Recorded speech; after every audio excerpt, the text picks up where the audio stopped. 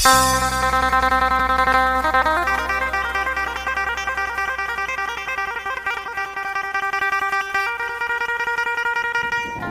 สดีและสบายดีพ่อแม่พี่น้องอยู่ฝั่งลาวฝั่งไทย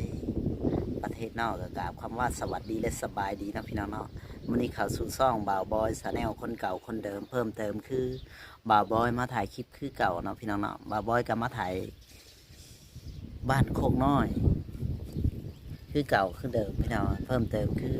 มาถ่ายคลิปนั่นแหละพี่น้องเลยมื้อนี้ก็ฝากพี่น้องกดไลค์กดแชร์กดติดตามช่องบ่าวบอยนะพี่น้องเป็นกำลังใจให้บ่าวบอยเนี่ยเนาะพอได้ทำคลิปต่อๆไปให้พี่น้องเบิ่งนะพี่น้องเนาะมื้อนี้ก็สิมาสอบถามน้องเพิ่นว่าเป็นยังไงอยู่จังไดเนาะพี่น้องเนาะทางบ่าวบอยก็ได้มาเป็นครั้งแรกเนาะพี่น้องว่าสิมาสอบถามเพิ่นไปติดตามรับชมน้ำกันเลยพี่น้องมาฮอดก็ถึงพี่น้องเลยโอ้ยสบายดีล่ะ สบายดี สบายดีว่าจังไดล่ะ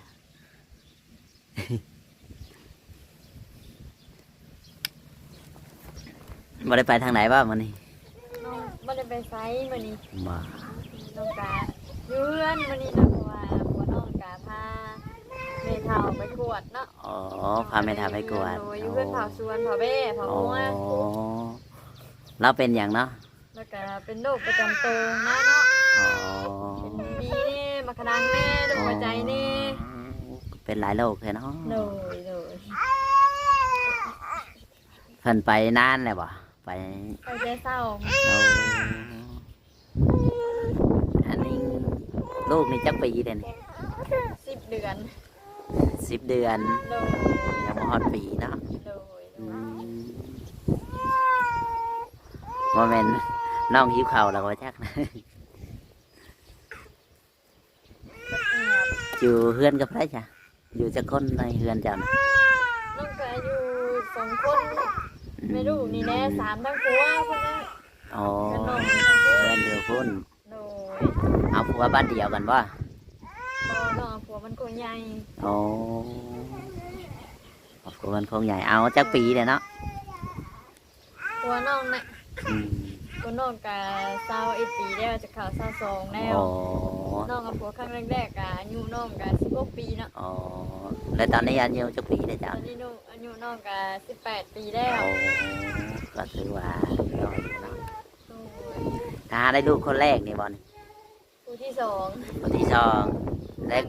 ก็ ที่แรกนะเสียแล้ว โอ้เสียใจนำเลยที่ทหารคนที่สอง ผู้ที่แรกก็ผู้ชาย โอ้ ผู้ที่สองก็ไม่ยิ่ง ที่สองกับผู้หญิง โอ้ยน้อง ยังสิเอาอีกบ่นี่ บ่น้องพอแล้วน้อง พอแล้ว ยังสิบ่กุ้มนะน้องนะ โอ้ เพราะว่าน้องมันบ่มีเนาะ โอ้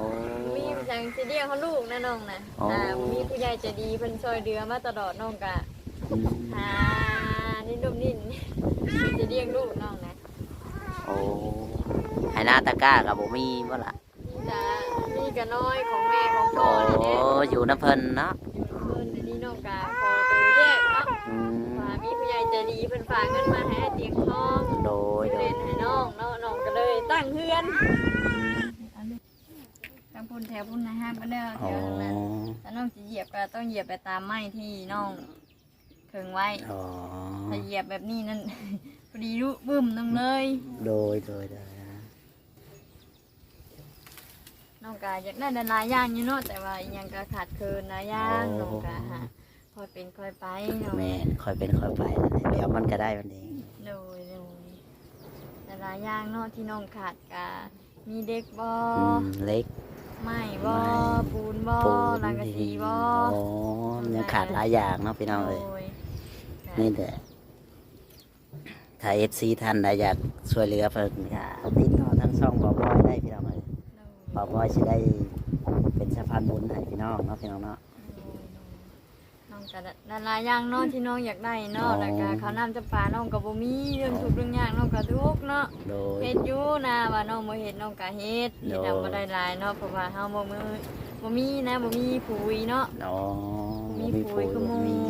โดย ถ้าเฮ็ดเนาะเฮ็ดก็ลำป้าดาราเนาะนั่งต้นก็ตายเนาะนั่งให้ก็ตายหมดก็มีเนาะ แม่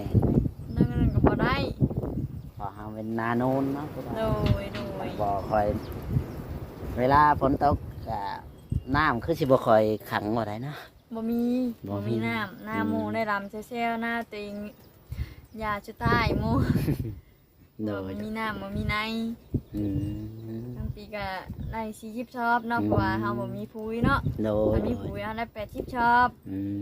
ม ถ้ามีปุ๋ยนะนี่น้องก็ไปยืมแม่น้องเนาะเพิ่นไปยืมในชาวบ้านในเมืองถ้ายืม300เนาะก็ออกทบครึ่งเนาะ โอ้ ออก300 ออก300 โดยแม่นแล้ว มันสิเหลือชำได้ใช่บ่ กะเฮาก็แก้ไปให้หมู่ให้ โอ้ ครูเพื่อเอาแก้ไปให้หมู่ครูก็ของเฮานี่ก็เบิดแล้ว แม่น บ่เดือแล้ว เข้าใจอันนี้ก็นอน3คนพ่อแม่ลูกเลยนะอยู่นี่เนาะ โดยนอนก็นอนได้ประมาณครึ่งนี่นะ อืม เพราะว่าพายอันบ่กล้านอนเพราะว่ามันจะมันลุกล อ๋อง อย่ามาลูกร้องเพ อ้ ราะว่า บ่ เชื่อ เชื่อเนี่ยมาบาปตรง แม่นะอย่าเหยียบนะลูกตื่นนะ เลย นะฮะ เพราะว่ามันบาปเพราะว่าสิหมอดเนาะ มอดกิน มอดกินแม่น ภายนี้เพราะห นะ ยังเพราะว่าไม่แก่ ไม่แม่นแหละ ไม่พานแก่เนาะ อนามัยมันอ่อน ทั้งนั้นน่ะอ่อน อืมมาเฮ็ดอันนี้ก็ไปขอฝนบ่ไม่ โดยน้องก็ไปขอเนาะ อืม น้องไปขอป้าขอลุง โอ้ น้องนั่นไปขอไม่พานน้ำเพิ่นมาเฮ็ดเพราะได้อยู่ได้เศร้า เนาะมาอยู่นี่ก็จักเดือนแล้วนี่ปีกว่าฮอดบ่ ยังเนาะ ยังบ่ฮอด าฮอดขวบย่ำนำให้น้ำหน้ากับพอดีครบปีหนึงเลย โอ้ เนาะเพราะว่าน้องกะเมื่ออยู่บ้านยานี่ โอ้ เมื่ออยู่บ้านดงนาคำเมื่อเฮ็ดทานเนาะ ม ตอนนี้น้องก็บ่ได้อยู่แล้วที่น้องไปเฮ็ดทานน่ะเพิ่นขายแล้ว เพิ่นขายไปแล้ว โดยน้องก็เลยได้มั่งก็ต้อมน้อยทุกคนมาพี่ อืม พี่วันนี้น้องก็สิตั้งไม่น้องสิตั้งกระโตเดินน้องเองมัน อืมตั้งโตตั้งทำ โดยเพราะ เฮ็ ว่า ดอัน น้องเลือกเนาะที่เลือกอันตั้งเฮือนเนาะ โดย พอหยังน้องย่านพาลมฝนตกได้บ่ฮู้ว่าสิพาลูกไปชนทางไหนนะ แม่น แต่พอเฮาอยู่กับท่อมน้อยเนาะลมแรงมาถ้าเดือมผ้าหนังมาย่านเนาะ แม่น ฝ น่ะ เะ ย่านแม่น ต อก ยู่ มามันแรงเนาะล แม่ ม น แรง ลมมันแห้ง โอ้ยน้องก็เลยย่านก็เลยเลือกว่าสิปลุกเนาะสิตั้งไว้ โอ้ ตั้งในชั้นนี้น้องก็ดีใจแล้ว พอได้ชนฝนชนแดดก็เอาแล้ว โดย ทำให้งาอดหนาว โดยน้องก็ตั้งชั้นนี้น้องก็ดีใจแล้วเนาะ อืม เพราะว่าน้องก็อยากให้ลูกให้ผัวไปหาให้เวียกให้งานเนาะแต่บ่มีรถจักรตอนนี้น้องก็ต้องการรถจักรบ่ไฟฟ้าบ่ อืม อีกอย่างในหลายอย่างเนาะน้ำตกน้ำสางน้องก็อยากได้ น้ำก็ยังบ่มีไผก็ยังบ่มีเนาะ โดย เพิ่นก็ยังขาดหลายอย่างเลยพี่น้องเลย แต่น้องก็ต้องคอยเป็นคอยไป อืม ต้องคอย ต้องคอย หา เป็นคอยไป เนาะ ต้องคอยหาไปเรื่อยๆล่ะ โดยหาเก็บเงินไว้เทื่อนิดเทื่อน้อยชื่อนี่มาไว้ชื่อนั่นมาไว้ฉันนะน้องคิดในใจน้องเนาะ โดย แต่ว่าตอนนี้ผัวน้องก็ยังไม่ได้งานเนาะ อืม ผัวน้องยังไม่ได้งานแถมยังบ่มีรถอีก อืม ก็จะไม่ได้งานน้องก็บ่มีรถไปถามเนาะ โดย จะยืมรถหมู่ก็เว้ายันหมู่เว้านะ เวลาลูกเป็นเพื่อน้อง เพื่อไปหาหมอเนาะคือว่านั่น โดย โดย เพื่อจะไปยืมรถเนาะมางูทั้งนี้ลูกแต่ยังเป็นแห้งแนวหั้นนะ โดย น้องย่านนะเพราะว่าเพิ่นก็เคยเป็นมาแล้ว อืม น้องก็เลยย่านเพื่อไปหารถเพื่อจะหาไร่เนาะหายืมโมงยืมกู้เนาะ โดย มาทั้งนี้ลูกตัวเองช็อกนะนะ น้องก็เลยย่านไปก่อนเพราะว่าน้องไม่ได้ไปไสเนาะ โดย วันนี้ก็บ่ได้ว่าง มื้อนี้ก็บ่ได้ไปทางใดเนาะก็อยู่ โดย เลี้ยงลูกบ่มีคนเอาลูกมื้อนี้เนาะ โดย อืมถ้ามื้อใดเพิ่นมีคนเอาลูกให้ก็ได้ไปหาอยู่หากินแน่เนาะ โดยน้องก็ได้ไปหาอยู่หากินต่อยขึ้นบนแดงหาหน่อไม้หาซอน สอนพอได้กินเลี้ยงลูกนี่แหละเนาะ โดยพอได้เลี้ยงลูกเนาะจังเชื่อลูกบ่มีแนวกินบ่ โด เนาะ ย เพราะ โด ว่าย ลูก โดย เด็กน้อยกินแจ่วพริกบ่ได้คือแม่คือพ่อเนาะ อ๋อโดยแม่นอยู่ ขนาดปลาเล็กก็เป็นนัวน้องก็แทบจะบ่มีเงินชื่อกินแล้ว โอ้ มื้อนี้น้องแม่นับเฉพาะน้องอยากลงใส่บาตรจัดพกน้ำหมู่น้องก็บ่ได้ลงบ่มีเงิน ถ้าใจน้องก็อยากลงจ้อยเนาะคืออยากลงสบายชั่วโมงคือเนาะอยากให้ต้นตอเนาะให้พ่อให้แม่บ่เนาะให้ลูกที่เสียไปแล้วบ่เนาะทำบุญบ่มีน้องนะ เวลากลางคืนลมพัดนี่ก็คือสิหนาว หนาวแห้งเนาะ ใครหนาวแห้งอยู่พอสมควรแต่ว่ากระต๊อบนี่เห็นเอาเองว่าหรือว่ามีคนเห็นให้ ตอนนี้เนาะ แต่ครั้งแรกนี่นะ ครั้งแรกเนาะหลังกะทีกาเป็นของไอ้เสียงน้อยเนาะ อ๋อ หลังกระจาดก็คือของไอ้ยาว โอ้ โดยส่วนในนี่กาคือของน้อง อื ใน มมาเห็ดเอง โดยน้องมาเห็นเอง โอ้เข้าใจ โดย นี่เลยพี่น้องเลยบ้านเรือนชาติบ้านซองครับประมาณนี้พี่น้องเลย โดย ถ้าเอฟซีท่านใดอยากช่วยเหลือน้องเพิ่นก็ติดต่อทางช่องบ่าวบอยได้พี่น้องเลยบ่าวบอยสิได้เป็นสะพานบุญให้พี่น้องเนาะพี่น้องเลยสงสารน้องเพิ่นอยู่พี่น้องเลยน้องเพิ่นก็ลำบากพี่น้องเลยนี่แหละความลำบากพี่น้องเลยบ่น่าสงสารน้องเพิ่นพี่น้องเลยบ่าวบอยเห็นก็ตื่นอกตื่นใจที่น้องเพิ่นเว้ามากะให้น้องเป็นกำลังใจให้น้องเพิ่นพี่น้องเลยสู้เอาน้องล่ะ โด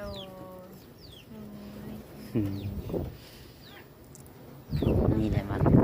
มีหลายๆอย่างโน่นหลายๆนี่ นอนอยู่เนาะ โดย พอผมพอปกก็มีชำที่เห็นนี่แหละเนาะ โดยของผม อืม กับแบบนี้เนี่ยมอนกะคือน้องของแม่ ประมาณนี้แหละพี่น้องเลย โดย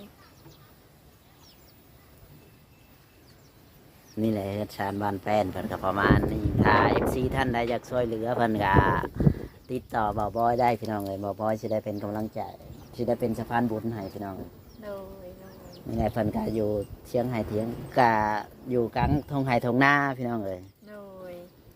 กะลมกับผัดแห้งแห้งอีต้นลูกเพิ่นยังน้อยนี่แหละพี่น้องเลย โดย นอนตากลมตากฝนอยู่เนาะ โดย ตากน้ำหมอกคือว่าแหละไฟฟอกไฟฟ้ากับบ่มี บ่มีเนาะน้องกะ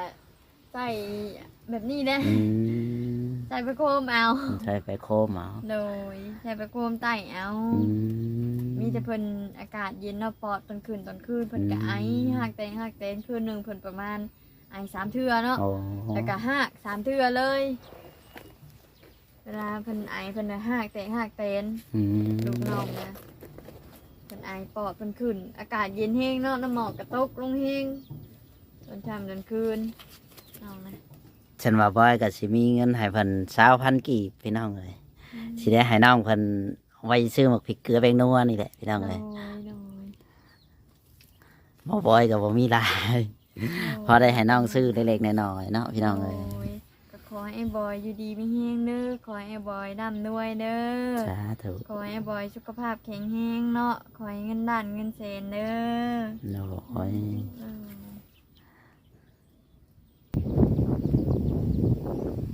นี่แหละพี่น้องเลยเงินซานบาทแปดเพิ่นก็ประมาณนี้พี่น้องเพิ่นก็อยู่กับผู้ว่ากับลูก3 คนเนาะพี่น้องเลยเดี๋ยวเพิ่นก็พี่น้องเลยถ้า FC ท่านใดอยากช่วยเหลือเพิ่นก็ติดต่อทางช่องบ่าวบอยได้พี่น้องเลยบ่าวบอยจะได้เป็นสะพานบุญให้พี่น้องนี่แหละเงินซานบ้านแป้นเพิ่นก็น่าจะประมาณนี้น่าสงสารเพิ่นอยู่พี่น้องเลยเพิ่นก็อยู่กับลูกกับผัวนั่นแหละไปเมื่อนี้ก็บ่ได้ไปทางไหนเนาะพี่น้องเพิ่นก็อยู่เรือนเลี้ยงลูกบ่ได้บ่มีคนเอาลูกเนาะแต่เก่าเพิ่นก็ไปหาอยู่หากินพี่น้องเลยเงินซานบ้านแป้นเพิ่นก็ประมาณนี้นะพี่น้องอย่าสงสารเพิ่นพี่น้องเลย บ่บ่อยก็ใช้ลาพี่ลาน้องเพียงเท่านี้นะพี่น้องเลยคลิปหน้าพ่อกับบ่าวบ่อยไปเนาะวันนี้เราก็ได้มาสอบถามน้องเพิ่นเรียบร้อยนะพี่น้องเอ้ยเป็นตาสงสารเพิ่นก็ได้นะพี่น้องเนาะถ้าบ่าวบ่อยว่าผิดประการใดขอโทษขออภัยนำเนาะพี่น้องเนาะวันนี้บ่าวบ่อยก็ได้มาหาน้องเพิ่นอยู่ที่บ้านโคกน้อยเนาะน้องมิดอะไรพี่น้องเอ้ย กับเป็นตาสงสารพี่น้องเลยถ้าบอกFC ท่านใดอยากช่วยเหลือเพิ่นก็ติดต่อทางช่องบ่าวบอยได้พี่น้องเลยบ่าวบอยจะได้เป็นสะพานบุญให้พี่น้องเลยเนี่ยคนทุกข์คนยากลำบากพี่น้องเลยถ้าบ่าวบอยกับชีลาพี่ลาน้องเพียงเท่านี้กับคำว่าสวัสดีเนาะพี่น้องฟังเล่าวไท สวัสดีและสบายดีพี่